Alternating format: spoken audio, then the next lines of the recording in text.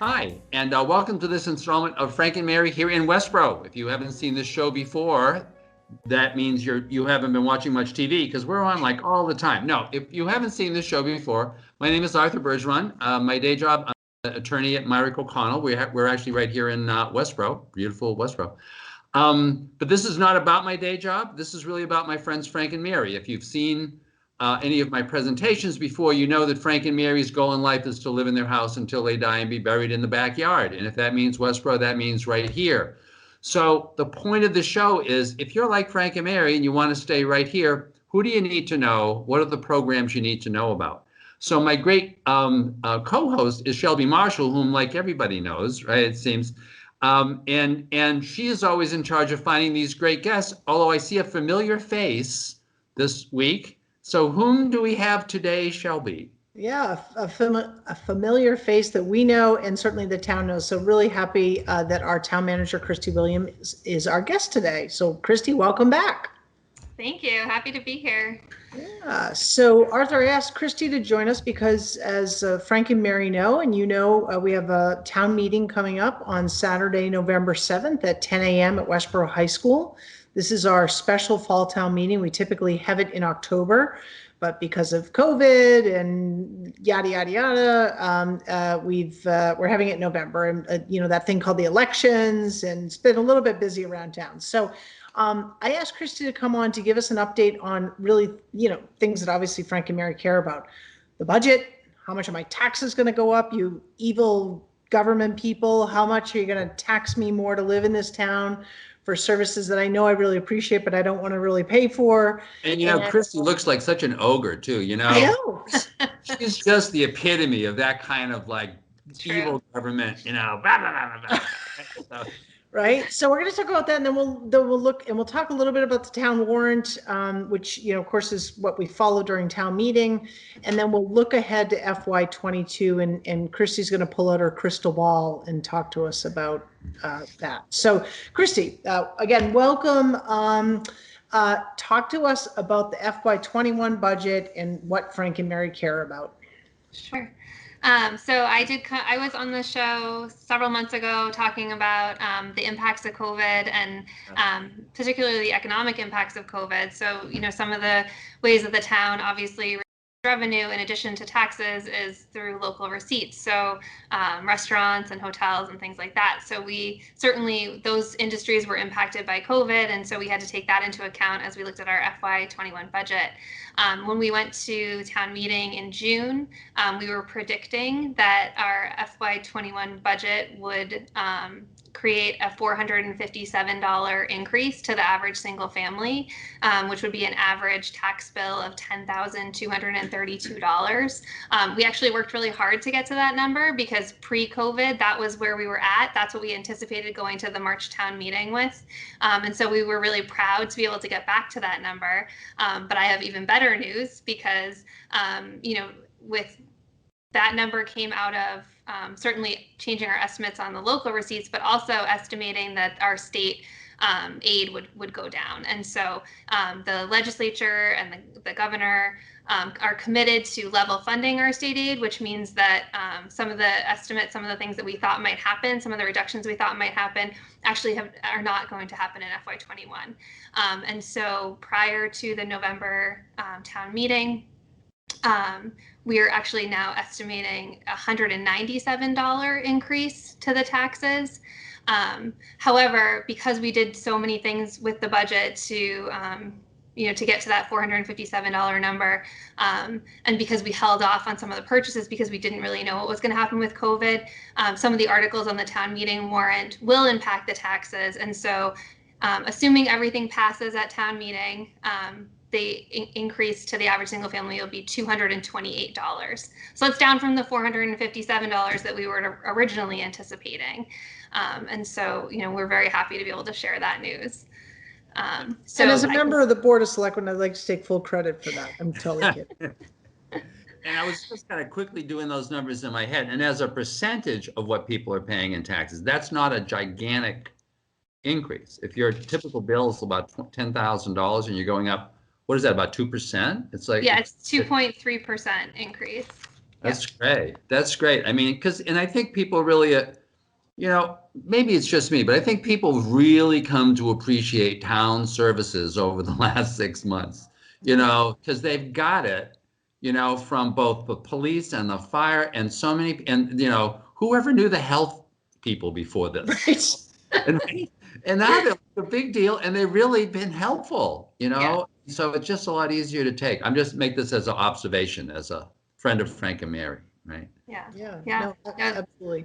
And the town, and I want to emphasize, Kristi spoke to this when she was on several months ago, but the collaboration, a lot of times Frank and Mary may not think that there's collaboration between the town and the schools. Tremendous collaboration allowed us to get to that. It was really both budgets, if you will, were delivered on par in terms of their savings and reductions. So again, I just think it speaks to the vision and the strategy and the collaboration, at the highest levels within our government. Yeah. That's really exciting. So tell me about town meeting. So is this the replacement town meeting? So are they actually voting on this? They're not voting on this budget because the budget was already voted. Is everything? Good question. Yeah. So, right. So the budget was voted in June at town meeting, but we knew that we would have to revisit the budget in our regular fall town meeting, which is what this one is, the November town meeting. And so our second article on the town meeting warrant is actually going to adjust several budgets. So one, it's going to adjust the fire department budget. It's going to increase the fire department budget about $56,000 because we settled contracts with that union. So that's about $7 impact on the average single family. For the school department, also settled contracts. So that's $59,000, also about $7 impact. One of the things that we did on both the town and school side is we kept vacant some positions that were already vacant. So a hiring freeze. In looking at that, we would like to bring some of those positions back effective either December or January. So one position we think is really important, especially right now, is the economic development coordinator position. We want to make sure that that we're able to reach out to our businesses. And so that position is requested to be funded for 6 months. So it's $36,000 or $4.50 to the average single family. A public works labor position is about $15,000 or $2 to the tax bill. One additional police officer position. So I'm sure everyone's heard Chief Laurie. They had a staffing study done, and initially in FY21 we were looking at adding 3 positions. We didn't add any, and so this is a request to add 1 for 7 months of FY21. So that's $37,000 or $4.50. And then we want to increase our legal budget. So we've talked a lot about the Eversource pipeline project, and when Eversource, that's supposed to come through Westborough. And there's some concern about that. And so once they file with the Department of Public Utility, we'll need those resources in our legal budget to help us analyze that filing. And then an $8,000 increase to the buildings and grounds budget, and that's really to board up the Regal Theater, something that has been talked about for a while in town because it's been vacant for a while, and it's just a public safety issue and something that we want to board up. So those are all of the increases in Article 2, and then Article 15 is the only other one that will impact your taxes, and that's creating a community development director position, but we're actually going to elevate the building commissioner position. So it's about $5,000. So the total impact on taxes with this warrant would be about $31 to the average single family. So, Kristi, actually, just while we're talking about Regal, because I know folks are very interested in that property and what's going on. So can you give Frank and Mary an update on it? Because what they'll also see is that we have an article to rescind borrowing. And so they see this big, massive figure of $6 million on there, and it says Regal Cinema. So folks are going to think that potentially, like, what does that mean? We're not pursuing that anymore. Can you give them an update? Yep. So a couple years ago, the Board of Selectmen, or we had come to the town meeting and asked to be able to borrow $6 million because we had talked about taking the Regal Cinema by eminent domain. The reason that we talked about that was because we couldn't locate an owner, and we still can't locate an owner for the Regal Cinema. So the Board of Selectmen did go through a process, but just before the process really concluded, we did receive a claim on the property, or a communication that there might be a claim on the property. And so at that point, the Board of Selectmen stopped pursuing the eminent domain route and really went through the typical tax title process, which is the process that any property would go through for non-payment of taxes. And so that's really where we're at. We still haven't identified the owner, but we're working through that process. It's a long process. But because we don't intend to take the property by eminent domain, we don't need that $6 million, because that would have been intended for if we did take the property and then the owner came back to us and said, that we owed them damages. So. Yep. Yep. Thank you, Kristi. Appreciate that. So a couple other articles on the warrant that might be of interest to folks. The golf course has had a great year this year. There's an article to change the management of that. Tell Frank and Mary about that. Yep. So we have the Country Club Operating Committee, and they manage 2 contracts for the golf course. So one is the actual golf manager contract. And so that contract is expiring at the end of the calendar year. The person who's in that, who we contract with, is actually retiring. And so for a couple of years, the Country Club Operating Committee has been looking at, does it make sense to continue with that model, or does it make sense to move to an employee model where we would hire someone under the recreation department to manage the golf course? And that's the route that we've decided to take. So we've actually advertised the golf manager position. And because of the way that the contract works versus having an employee, we do need to move money in the golf or the country club budget. And so the article on the warrant to do that is to move money out of retained earnings into the country club operating budget. And so that's not going to have an impact on the taxes. Great, thank you.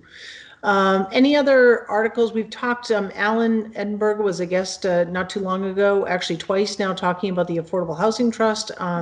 So Frank and Mary are well versed in that already, and understand those 2 articles that will be on the warrant, and the importance of them. Kristi, are there any other articles that you just want to mention or highlight? Sure. So one of the things that we do every year at the annual town meeting is we fund capital projects. And so we have a process where we have a capital expenditure planning committee that creates a 5-year capital plan. And that's something that we put off in this year's annual town meeting. We did fund a few of them that were immediate needs, but we put it off because we're considering the impacts of COVID. And so now, especially because we know that the state is level funding our aid, we've put forward all of the capital projects that were supposed to be on that annual town meeting warrant. So it's about $500,000 investment in the town's capital needs as proposed. That would be funded through free cash. So again, not an impact on your upcoming taxes. And we think it's really important, even though it's using free cash, we think it's really important to continue to invest in the town's capital needs, because what we don't want to do is be in a position where we're spending more money on maintenance, or we have emergency needs, or we're sort of compounding our needs by pushing things off down the road. Right. And I'll add that we recently received, I don't want to use the wrong words here, Kristi, but an updated bond rating, and we're a AAA, we have received a AAA rating. So in these times, very, very, positive news. It speaks to the amazing work of our finance team. So Westborough is in a really, really good place right now, and we should feel very good about our local government and the services and the ability to continue to provide all those at this time, which transitions us to FY22. Oh, yes, Arthur, please. I was just going to say, and by the way, this all speaks to, I think, the value of this show. I think so often, you go to town meeting and this stuff shows up and there's a whole bunch of different things, and all you're hearing is one, somebody kind of on the stand. You're hearing maybe a couple pot shots from the audience, but not a lot of real detail. So it's so handy for folks who are at home, to be really able to hear about this ahead of time, which just leads me to a question. If people just heard a lot of stuff, I think it was really detailed, and that's what people really want, to make sure that, appreciate the fact that you're not only looking at item by item, what's the real cost to them, but if they had another question about this, Kristi, is there a number that they can call, or is there an email? Is there some place that they could ask a question in anticipation of the meeting? Because, as opposed to having to kind of save it up and figure out at the meeting, needing to get a question answered there. Yeah, so certainly people can call the Selectman's office. So that's 508-366-3030. And, we're happy to answer questions. We've already received questions.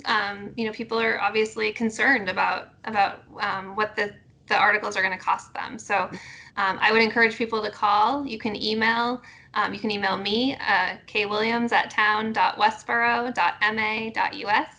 And also, all of the budget presentations are on the town's website, which can also just be looked at, and it might be a little easier when you see it, on your personal computer. So. And maybe we can ask Aiden, Yeah. who's behind the screens, our wonderful person, Aiden Horgan, here at Westborough Cable, to actually take that information and put a banner up so that Perfect. if folks need to be contacting you, they can. That's great. That's great. Excellent. Yeah. All right, Kristi. And that transitions into, sorry. Yeah, the crystal ball. All right, so 2 questions. You have to answer them equally. That's the rule. What are you optimistic about in FY22 as because now, right, it's like I feel like we're still we are in 21, but we're still wrapping this up. And yet the budget process, as you told us last night at the Selectmen's meeting, you've already said to your department heads, you got to get working on FY22. So what are you worried about, and what are you optimistic about? And we have a truthometer, Aiden's going to put up. No, don't we have one of those things where her nose grows? Yeah. I think, one of the things that is maybe concerning is we did do significant cutting in the budget. And so we need to balance how quickly we restore those line items. Certainly I would say that, we didn't cut things that weren't impactful. We were able to cut things that, didn't necessarily reduce services, but they were things that were impactful. And so the superintendent and I have both sent out the message that everyone's starting point is the budget that they have right now, so the budget that includes all the cuts that we did, and that it'll be multiple fiscal years before budgets are fully restored. At the same time, we don't want to be stagnant in terms of growth. So we've had staffing studies. We had the police staffing study a couple of years ago that's on a trajectory to implement a staffing plan, which obviously didn't come completely to fruition in FY21. We just completed a staffing study for non-public safety departments. Technologically, we want to grow, we want to improve. And so it's sort of balancing that growth with the need to not sort of jump the taxes and restore the budgets, definitely being mindful of the impact of the taxpayer. So that's something that we're worried about, and something we'll certainly be looking at as the departments are bringing in their budget requests for FY22. At the same time, I think Westborough is lucky in that we continue to see growth in business. So, Amazon continues. That's certainly something that's going to be helpful. Olympus has continued to develop. We've had other companies come online. Pulte continues to move forward. And so, all of this continued growth and development is really positive when we're looking at the impact on the budget. We just had the grand opening of Astellas, their Yes. innovation center, which is just obviously was a virtual opening, but I mean, unbelievable the work that they're doing. So I was jazzed up, not only because of the work being done here in Westborough. You think about life-saving, groundbreaking technologies potentially, emanating from Westborough. But I was also like, wow, these people have to eat while they're here, right? And they're going to buy gas while they're here, and maybe they're going to buy a birthday cake while they're here or whatever. So I think that there's that economic engine we need to pay particular attention to, in the next 18 to 24 months, and certainly beyond that. Yeah. Yeah. It's great that you're on top of that too, and that speaks to your desire to make sure that you have an economic development person. Because I think especially now, I make this from the observation of Marlborough, where I live, in the Marlborough Economic Development Corporation. The fact that's exactly where they're going right now, trying to figure out, given what just happened and the expectations among folks who are in offices regarding, on the one hand, shrinking the size of their individual offices, but also on the other hand, maybe not having them in Boston and having them out here. Those are two ways. This could be very positive. It could be very negative. And then trying to figure out how to repurpose buildings that had been for those kinds of use. It's a real challenge, and it really does require trying to get ahead of it, because we found, we were doing some stuff here, and we've tried to put together a meeting of the set of the large owners along Donald Lynch Boulevard, for example, here in Marlborough, where the mall is, and others. And we find some of the owners that are just not even thinking about it, just saying, oh, well, everything's fine. But it really takes folks like you and folks that are consciously really looking to make sure that that the players are looking at these changes. So it's great that you're really looking at it. Yeah, and sometimes the hardest part, particularly now, right, is just getting everyone together. Where are people? And there has been turnover. There have been, so to speak, downtown doors that have closed. And so I think the economic development coordinator position, and then the creation of the community development director is it's so important. When you look at the staffing study, and you see that sort of umbrella approach to bringing all of these related groups under the responsibility of that person, it's kind of like one of those, like, why haven't we done this already? Right. So, it does. And I remember in Marlborough a while ago, when we were originally selling the notion of having an economic development person, and now it's just like, well, duh, of course, Yeah. But I remember doing it really kind of speaks to what you were just talking about, Kristi. Because I said, look, every year you look at the budget, and here's the pie, and here's the police department, and here's the fire, and that's the one side, and then on the other side is the pie, and here's where the money comes from, and it comes from taxes, and it comes from this and that. And I said, our job is to expand the pie. Whose job is it in town to expand the pie? Everybody's got a ton of things to do. Yep. Somebody's got to be in charge of expanding the pie. And that's, for a community to really understand that, it's crucial. It's just crucial in the future. great way to think of it. Absolutely. Yeah, Great. So this is all great news. I know we wanted to save a few minutes, Shelby, because you wanted to talk about kind of what's coming, but Yep. this is a great update. And by the way, just in terms of just the nuts and bolts, so what time is town meeting again? And when should people be there? And how is that working in terms of everybody's going to be safe? Can you Sure. just talk about that for a few minutes?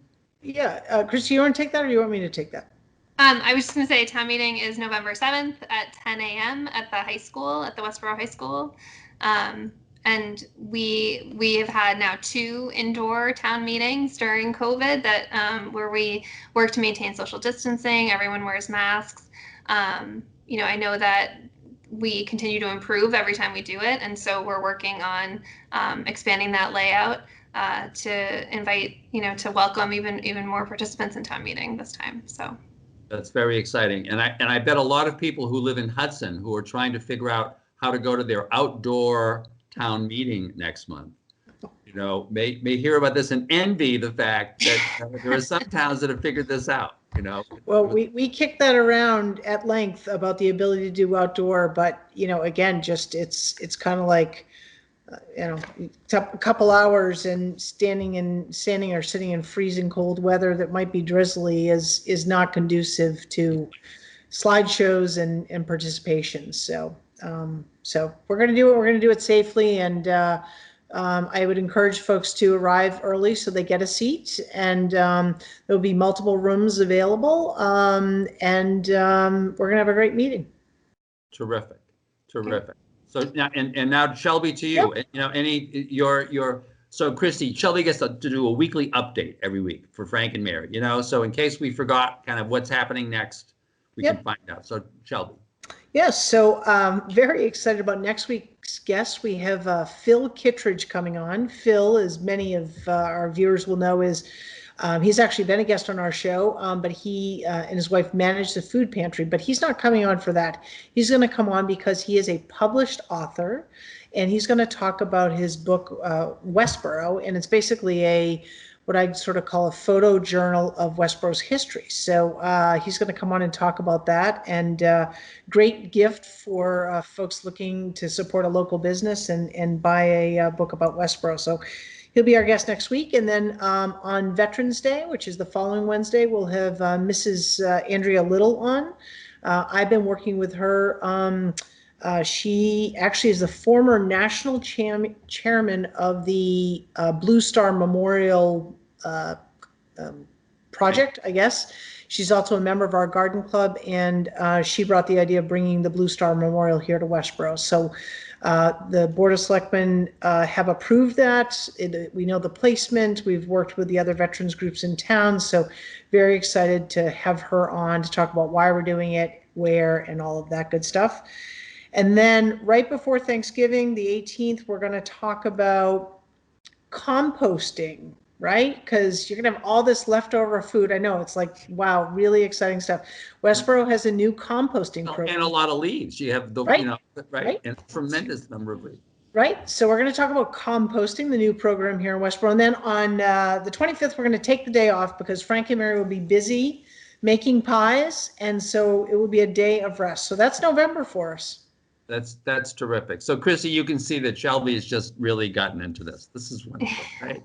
Because it's true. You know, once again, we really kind of have thought about this is really about not issues that are just solely of interest to seniors, but issues that a lot of seniors really want to know about. So it's really helpful, I think, for a lot of folks. So thanks again, Shelby, for being willing to do this. Thank you, Kristi, for coming on. And you're so much. I remember last 6 months ago, you weren't as cheery as you are. You just seem a little cheerier today, which is a wonderful, you know, we're all kind of getting through this now, you know? Yes. So thank you so much for coming on. Folks, thank you very much for watching. We hope you find this informative. Once again, if you've got any suggestions about shows that you want to see, talk to Shelby. She's your selectman. You can give her a call, right? Yeah, make me do some work. And that's right. And we will see you next week on the next installment of Frank and Mary here in Westborough. Thank you very much. Thanks.